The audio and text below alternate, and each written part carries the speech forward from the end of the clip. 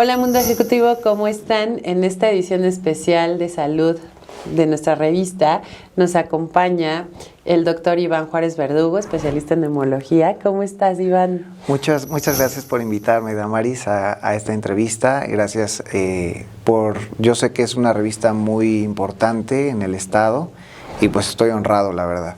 Muchísimas gracias también a ti por brindarnos este espacio que está hecho especialmente para el tema de salud. Claro. Y hablando detrás de cámaras, ¿no? Y tu especialidad que es neumología. Correcto. Pues nos remonta al tema de la pandemia, ¿no? Que inicia en el 2020. Sí. Y que me gustaría que nos compartas cómo viviste tú esta parte y sobre todo con la especialidad que tú estudiaste. Sí, la verdad fue una situación muy estresante estar en 2020, empezando con muchos pacientes con neumonía que ocasiona este virus, que todavía existe, ¿no? Y muchos pacientes intubados principalmente. Entonces llegué a tener 35 pacientes intubados al mismo tiempo en 5 distintos hospitales. Y sí fue muy desgastante porque sí había llamadas a las 2 de la mañana, 3, 4, 5 de la mañana, a todas horas realmente, y pues sí había mucha mortalidad. Sí. Realmente en ese entonces no teníamos ni idea de cómo se trataba COVID-19 como tal. Incluso hacíamos tratamientos que se dan, por ejemplo, en neumonías por influenza o en algunas neumonías por bacterias.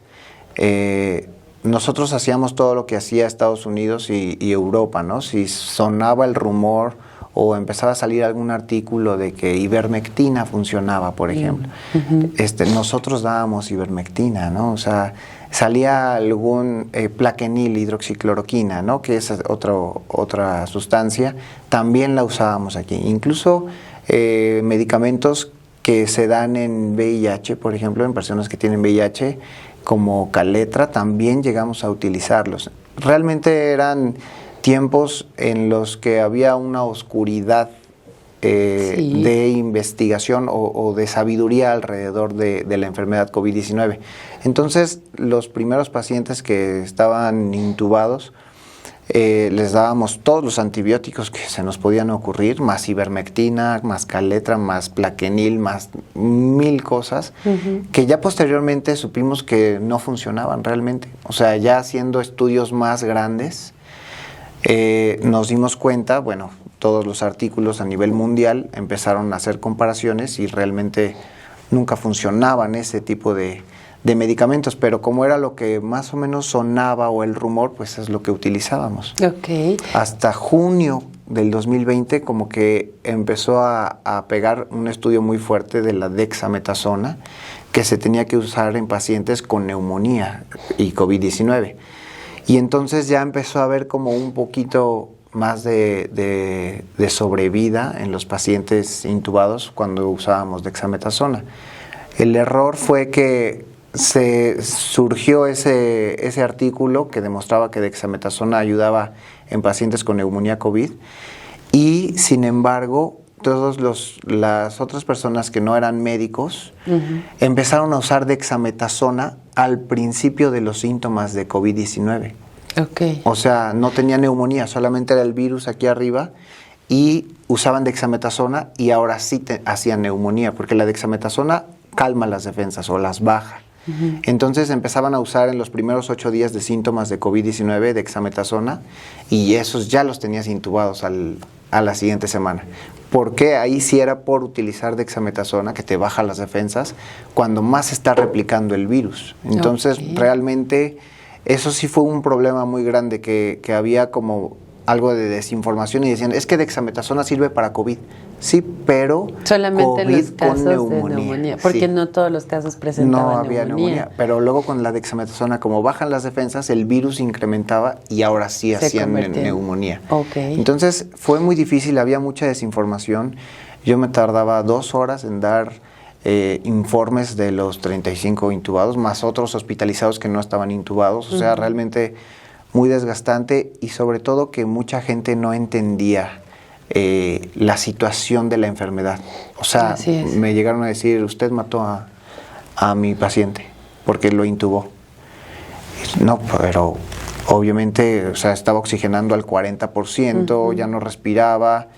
Si no se hubiese intubado ese día hubiese fallecido. La intubación fue la última oportunidad para ver si salía adelante. Que murió una semana o 2 semanas después, bueno, pero era la última oportunidad, porque si no hubiese fallecido el día de la intubación. Eso como que muchas veces no lo podía entender la gente, o sí hubo como cierto enojo muchas veces, ¿no? A pesar de que tú explicabas,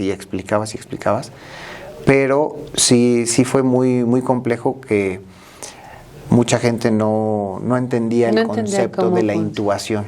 Sí, ¿no? Yo creo que en esa temporada, creo que el año 2021 fue como el más severo de la pandemia, y escuchabas mucho el comentario, es que ya lo intubaron, ¿no? Si lo intubaron, ya es como sinónimo de que... Claro, no porque la intubación te ponga grave, ¿no? Sino que estás tan grave que necesitas una intubación. Okay. Eso es lo que a veces costaba hacer entender el concepto. Entonces sí hubo pues muchas personas que fallecieron. Luego ya llegaron las vacunas, que muchos empezaron a satanizar, pero honestamente las vacunas empezaron a cambiar el rumbo de la pandemia.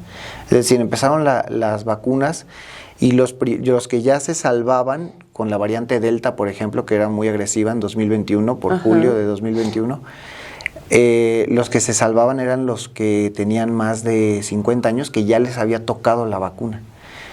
Y teníamos intubados a personas de 30 años, 40 años, incluso personas de 28 años, 27 años, que todavía no habían alcanzado la vacuna, pero les tocó tener esta variante, la más agresiva que ha existido hasta el momento, que es la variante Delta.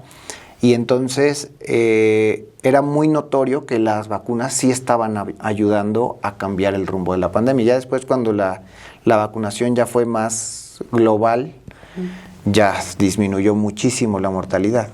Y hoy, Iván, ¿cuál es el tratamiento para un paciente? Bueno, porque hoy escuchas de repente todavía casos, ¿no? De tengo COVID, pero ya no es tan agresivo, ¿no? Sí. El tratamiento hoy, ¿cuál es?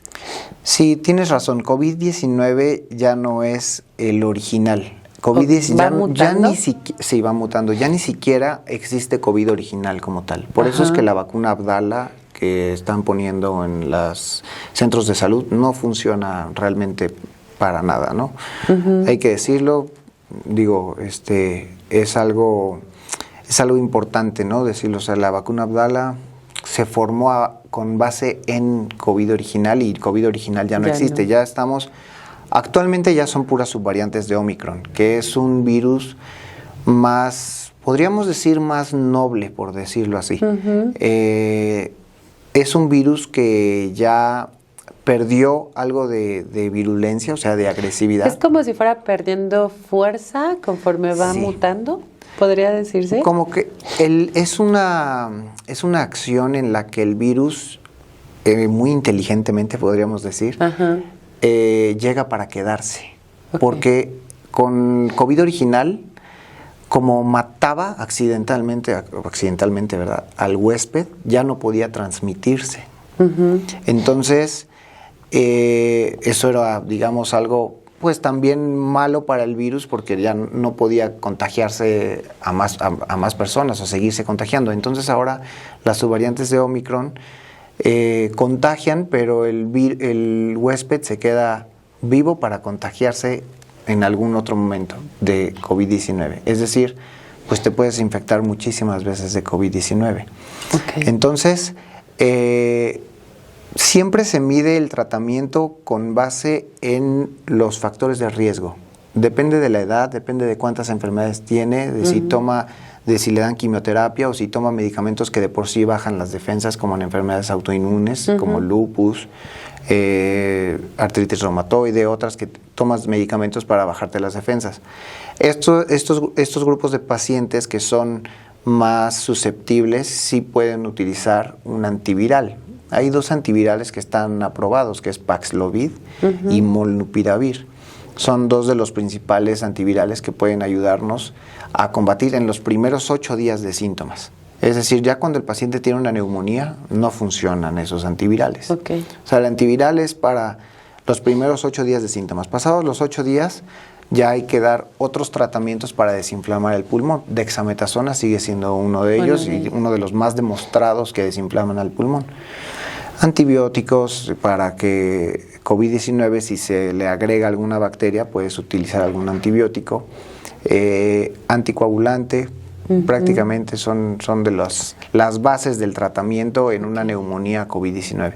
Pero en los primeros 8 días ya puedes utilizar antivirales. El problema es que son un poco caros, pero ya están autorizados y se pueden utilizar, te pueden ayudar para que no hagas una neumonía, que eso a veces también cuesta para que los pacientes entiendan esa parte. Dicen, es que es como una gripita. Y sí, pero no. Usted tiene un cáncer hematológico, le dan quimioterapias, además toma prednisona, tiene usted 75 años, o sea, tiene diabetes, hipertensión, o sea, como que tiene tantas cosas que si no se le da un antiviral es probable que esa persona haga una neumonía por COVID-19, aunque sea Omicron, aunque sea subvariantes de Omicron que son más benignas, por decirlo así. ¿Me explico? Sí, muchísimas gracias por la explicación. La verdad es que es un tema que nos daría para muchas entrevistas, como dices. Ya sé, Iván. Claro. Pero me gustaría también tocar rápidamente, ya me están presentando aquí, el tema de los vapes, ¿no? Sí. De qué es lo que genera, porque ya sabes, o sea, en este tema de desinformación, de repente escuchas cada historia o cada argumento que ya no sabes cuál es real, ¿no? Pero sobre todo para la gente que hoy tal vez dejó el cigarro o no fumaba y adopta el vape como moda, ¿no? O como estrategia, como quieras. ¿Cómo afecta? ¿Cómo nos afecta? El vape son dispositivos electrónicos que calientan con una batería un líquido que es un líquido oleoso, es decir, tiene ciertos lípidos o ciertas grasas que se depositan en el pulmón. Por eso es que el vape te puede ocasionar una neumonía lipoidea, que es como una neumonía, pero por grasa que se pega a los alvéolos. Es decir, los antibióticos no funcionan. Ahí no queda de otra más que intubar al paciente o ayudarlo con oxígeno, a ver si aguanta no intubarse, otras cosas, ¿no? Y esto, obviamente, pues te mata en 7 días, prácticamente. Entonces, ese es uno de los riesgos de fumar vape, principalmente cuando el líquido que tiene es oleoso, ¿sale? Tiene metales, es decir, mucha gente dice, es que es vapor, entonces por eso es vape, de ahí viene el nombre, ¿no? Pero realmente no cumple con las características de un vapor. Un vapor no tiene sedimentos como el vapor de agua, pero este es un aerosol y como todo aerosol tiene una capa de sedimentos que sí se depositan en las paredes de los pulmones. Entonces el riesgo es alto de infecciones por hongos, es muy importante, neumotórax, que explota un pulmón, ¿no? Neumonías lipoideas. Esto a corto plazo. ¿Por qué digo a corto plazo? Porque nadie ha fumado o nadie ha utilizado el vape por más de 8 años, porque el vape empezó en 2016, el boom que hizo. O sea, realmente 2016 empezó. Sí. Ok. O sea, el boom del vape empezó en 2016. Ya en 2003, 2005 ya se utilizaba, pero nadie los conocía ni siquiera. Pero en 2016 empezó, o sea, realmente van 8 años. ¿Y a qué es lo que voy con esto? Que a corto plazo el vape es peor que el cigarro, porque por lo menos el cigarro te va a matar en 30 años, ¿no? O en 20 o 30 años. Buen punto. Pero el vape es como acciones o enfermedades o situaciones que te matan en menos de un mes. ¿En cuánto tiempo? Sí, en menos de un mes. O sea, ok. No yo todos. Puedo, no sí, todos. No todos. Pero porque yo puedo vas a decir, estar... oye, pero todos estos... Sí, bueno, todos. es que no todos, pero es el riesgo. Estábamos hablando de riesgos. Ok, el riesgo es muy alto. O sea, yo puedo fumar vape por un año y que no me pase nada. Y puedo fumarlo por 3 meses y desarrollar una infección. ¿Es una infección lo que se desarrolla? Sí. Hay una señorita que hizo una página de Facebook o de Instagram que se llama Un Mundo Sin Vapeo o algo así. La entrevistamos en un evento. La estuvimos entrevistando y ella en un mes por utilizar el vape ya le había explotado un pulmón y aparte le dio una infección por hongo, por hongos, pues. Entonces, por un mes que lo utilizó y la estuvimos entrevistando, no recuerdo ahorita su nombre, pero después la etiquetamos. Nos comparte, sí, por favor. Y entonces, y ella a partir de ese entonces hizo una página de Instagram que se llama como Un Mundo Sin Vapeo o algo así, y sube todas sus experiencias, y está muy interesante. Y entonces, a lo que voy es que el vape a corto plazo es peor que el cigarro. A largo plazo, no sabemos, y de ahí se escuda mucha gente y muchos médicos. Dicen, es que no hay un estudio que me demuestre que en 30 años esto me va a matar. Pues es que nadie ha fumado o nadie ha utilizado vape. No has pasado esa barrera del tiempo, 30 años, exactamente. Pero sí hay casos, ya hay muchos casos de que sí deriva, exactamente. ¿Para qué necesitas más tiempo si ya hay casos, no? Y no son pocos, no son aislados. Exactamente. Entonces, también hay otro problema por el que no están bien regulados, que a pesar de que dice ahí la cajita no tiene nicotina, se han encontrado trazas de nicotina. Entonces, que tiene lógica, porque obviamente buscan que el consumidor lo use y no lo pueda dejar y compre eternamente, ¿no? Obviamente. Ay, Iván, pues muchas gracias. La verdad es que esto está muy interesante. Quiero invitarte a otra entrevista. Con gusto, cuando quieras. Muchas gracias. Tocando temas diferentes. La verdad es que creo que es información de mucho valor. Gracias, que siempre hay que considerar antes de decidir consumir o comprar algo que pueda afectar nuestra salud. Por supuesto. Que sí es importante tener esa información. Y para cerrar la entrevista, quiero preguntarte, Iván, ¿por qué decides estudiar medicina? ¿Cómo llegaste a esa decisión? Sí, muchas gracias. Sí, creo que fue en la secundaria cuando me empezó a llamar mucho la atención la biología y la química. Y en general la ecología y otras ciencias relacionadas como con el salud y medio ambiente, ¿no? Y en la preparatoria ya fue cuando llevé ciencias de la salud y me enamoré completamente de la parte de la medicina, ¿no? Hubo un evento mi papá era policía federal de caminos y en Culiacán le dieron 2 balazos en el pulmón. Bueno, realmente uno salió, una bala salió y la otra bala se rompió y como que se quedó, todavía tiene muchas esquirlas, o sea, pedacitos de bala que están ahí subcutáneas, ¿no? Debajo de la piel. Y ese evento me llamó mucho la atención, o sea, yo lo estuve viendo con un tubito que iba hacia los pulmones para drenar todo lo que, pues sangre y otros residuos que se habían generado por la bala y como que eso sí abrió un clic ahí me hizo un clic en la parte de neumología y entonces ya me gustaba la medicina, bueno, y de que estudié medicina. Posteriormente llevé neumología y ahí fue cuando dije, yo quiero ser neumólogo, o sea, yo voy a ser neumólogo. Y entonces ya en el servicio social, una vocecita me dijo, sí, hay que ser neumólogo. Y entonces, por eso entré básicamente, por lo que le pasó a mi papá, ¿no? Y también porque de por sí ya me gustaba mucho, me atraía mucho esa parte de la medicina. Y creo que no hubiese podido ser otra cosa, o sea, no te imaginas siendo, sí, no me imagino siendo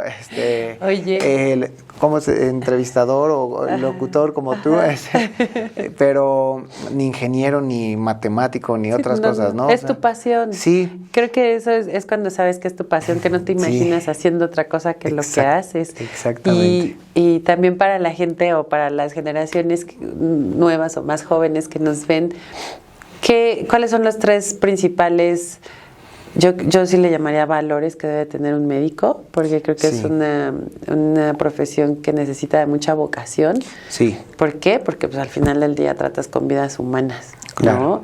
Entonces, ¿qué podrías recomendarle a la gente que tal vez está pensando en estudiar medicina? Sí, es una carrera larga. Sí, mucho tiempo. Yo hice 12 años de estudio y sí, pues sí son pesados. No te digo que no te da tiempo de a lo mejor salir de repente a una fiesta o convivir con los amigos, pero sí te lleva varias horas del día estar estudiando, porque te dicen, de aquí a mañana te tienes que aprender estas 10 hojas, ¿no? Y de esas 10 hojas están en letritas chiquititas y cada párrafo tiene así como un concepto distinto, ¿no? Entonces, pues no te da tiempo, o sea, si no te pones a leer, no pasas las materias, ¿no? Así es. Entonces, pues sí se necesita mucha vocación, si no, qué flojera estudiar medicina, ¿verdad? Se necesita ser honesto, sí, eso es muy importante, o sea, creo que todo el mundo debería ser honesto, pero realmente la medicina creo que es uno de los puntos más importantes, o sea, necesitas ser siempre honesto. Oiga, pues su familiar se puede morir, no le voy a mentir, ¿no? O sea, se puede morir, de una vez se lo digo, o sea, ¿no? También eso evita muchos problemas, ser honesto. Ético, ser muy ético y Mucha ser ética. muy responsable. Son los 3 puntos más importantes. El respeto va de la mano, pero hay muchos doctores que son muy buenos, a lo mejor en respeto, así como que tratan un poquito mal al paciente, pero son muy buenos y corrigen el problema. Y digamos, es importante también, pero yo creo que las bases sí sería honestidad, ética y responsabilidad. Estoy de acuerdo contigo. Oye, Iván, si pudieras elegir una palabra que te represente, solo una palabra, ¿cuál sería? Soy un médico integral. O sea, Integral, no solamente como que doy el tratamiento o corrijo el problema físico o fisiológico, sino que también me gusta escuchar al paciente, o sea, me gusta escuchar qué historia trae detrás, de dónde es, de qué pueblito es, ¿no? Habla náhuatl, ahí estoy hablando un poquito náhuatl con él, ¿no? Practicando mi lenguaje o mi idioma náhuatl, ¿no? O sea, me gusta como tratar al paciente de una forma más integral, ¿no? O sea, no falta el paciente que llega y te dice, oiga, doctor, yo sé que no tiene nada que ver con los pulmones, pero tengo un problema con mi esposa de índole sexual y bueno, ahí estoy escuchando. Sí, lo haces también de terapeuta, de psicólogo, ¿no? Es que entonces, así debe ser el médico. Esa parte integral es no dejar de ser humano, ¿no? Porque de repente te dicen, es que los médicos ven tantos pacientes, tantos enfermos, ¿verdad? Pero no perder esa sensibilidad hacia el paciente. No enojarte, porque hay muchos médicos que ahora, como están muy saturados, se enojan fácilmente cuando un paciente como que quiere confirmar si alguna información está bien o tiene una pequeña duda, como que ya empiezan a enojarse, ¿no?